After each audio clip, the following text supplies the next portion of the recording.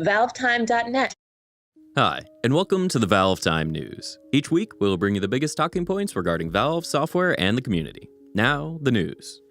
This week, Valve officially announced a new service to be introduced as a new add-on to Steam. Slated for launch at the end of August, ValveTime, the new Steam Greenlight system will allow small or independent developers to upload their games to Steam for moderation by Steam users. Similar to the Steam Workshop, Greenlight will provide a thumbs-up, thumbs-down voting system which will allow users to vote on games they like or dislike, which will ultimately decide whether a game is worthy enough to be sold on Steam at full price. Once a game receives enough user votes, it will be submitted to Valve for validation before potentially being added to the Steam library as a purchasable game, similar to how Team Fortress 2 items are regularly added after being upvoted by the community in the Steam Workshop. Valve seem enthusiastic about the new system, so we're sure we'll hear more from them soon on the subject. We're looking forward to seeing how new features like Greenlight continue to shape the future of Steam. Source Filmmaker invites are continuing to be sent out. If you haven't signed up for one, you can do so by following the link in the description. Valve have collated a list of the best works done so far in the SFM in a YouTube playlist which currently stands at around 50 videos. Some of those are spoofs of the Meet the Heavy template, but there are also some excellent pieces of original work after just 1 week. If you're fortunate enough to receive an invite, make sure to watch SFM designer Bay Rate's tutorial videos before you start playing around. This week, ValveTime interviewed Joji, the director of the SFM production Just One More Hat, a parody musical piece written by Ken Ashcourt. Although Joji is an experienced machinima creator, he said the whole production took about 20 hours to complete, a fraction of the time compared to other methods. He added, "I animate in 3ds Max, export those animations, edit a few compiling scripts to compile them to animation models, face pose in the Source SDK, put it all together in a scene, and record it in Gary's mod." The community have wondered the knock-on effect to Gary's mod, something Gary responded to this week.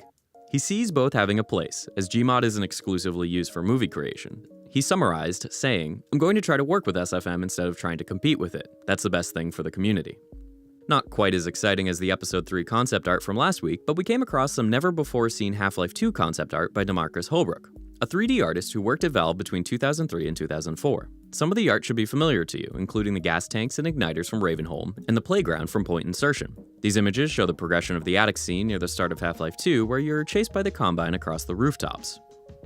In Dota 2 news, 2 new heroes were added this week. Disruptor, an intelligence hero with nukes and disables. His kinetic field ability, combined with his ultimate static storm, is excellent at dealing some major AoE damage in teamfights. Undying is a strength hero with lots of pushing power. His tombstone ability spawns an actual tombstone which creates zombies around it when enemies are nearby. His ultimate, Flesh Golem, turns him into a tanky golem complete with hanging intestines. The ability amplifies damage to enemy heroes as well as slowing them down and heals Undying when he kills creeps or heroes. In other updates from Dota, an update to the client should fix issues with those spectating the Defense tournament. Valve have also updated the Workshop guidelines for those wanting to contribute items to the Dota 2 store. Onto some news shorts. Firstly, the CSGO blog says that there have been some great competitions with CSGO at ESEA and ESL, with huge numbers of teams taking part. The Go for CSGO series is still ongoing, but you can catch up with some professional level games by watching vids over on the ESL website. NECA have announced they will be producing Portal Sentry turret figures with 10 different design patterns. So far 9 have been chosen, but you can vote for the 10th design over on the Portal Facebook page. Finally, Tripwire Interactive have begun their Killing Floor Summer Sideshow event, which is running from the 5th of July until the 23rd. In previous years, Killing Floor has been involved in Valve's Steam Summer Sale events, so we're hoping that this means that they'll be starting any day now. Yes. Before we go, we wanted to say a big thank you to Philip from PlanetPhilip.com for his 8 years hard work on his website, which provided mods and maps for all Half-Life and Portal games. It was an excellent community resource, and he's decided to close its doors after all this time. We'd love to see him come back in the future, but if not, we wish Philip the best for the future and thank him for his outstanding contributions. That brings us all up to date on the main talking points for this week's Valve and community news. You can check out ValveTime writer Alistar's review on Sins of a Solar Empire: Rebellion over at ValveTime.net. Don't forget to subscribe for more videos in the near future. Oh, and if you're thinking of listening to Bay's soothing voice in the SFM tutorial videos to help you sleep tonight, beware of episode 11. Review?